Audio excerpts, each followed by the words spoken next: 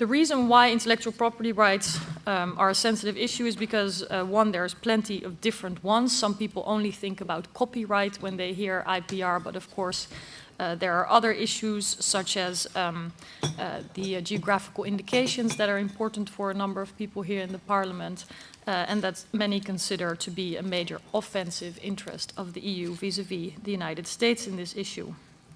It's sensitive because of the question of how the enforcement of intellectual property rights in today's day and age that's highly digitized impacts individual liberties, people's digital freedoms, how they impact access to medicine, access to knowledge.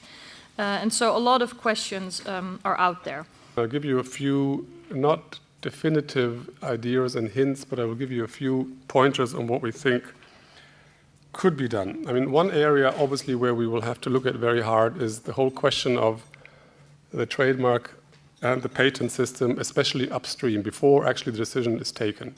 I mean, the actual granting of the patent or the trademark, as I said, is deeply entrenched in the national or in the EU and US context, but there might be quite a lot of things we can do in how to get there. I mean, there are databases which are not necessarily open to the other side. There are processes which are duplicative, even if there are maybe somewhat different standards to work with. We have to look at that. In the age of globalization, it's very, very difficult to talk about necessity in terms of protectionism against foreign cultures. And we need to bear in mind that there is a strong linkage between commercial freedom and political freedoms.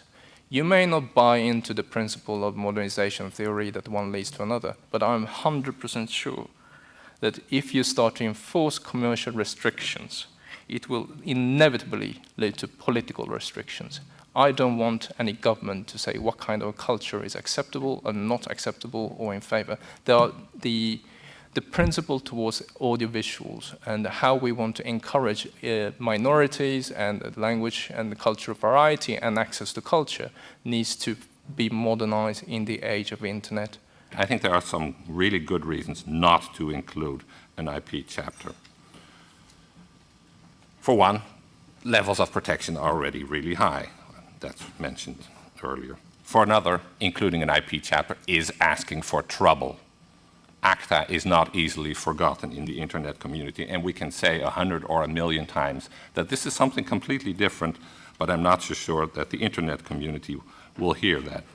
Moreover, aiming for a limited number of issues, which sounds like a prudent approach advocated by the European Commission, may easily lead to a large number of issues, and you already see that, particularly on the American side, the number of IP issues is already expanding.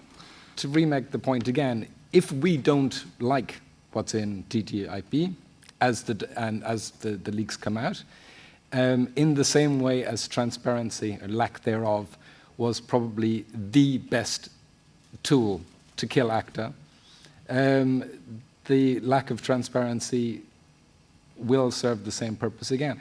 I seem to be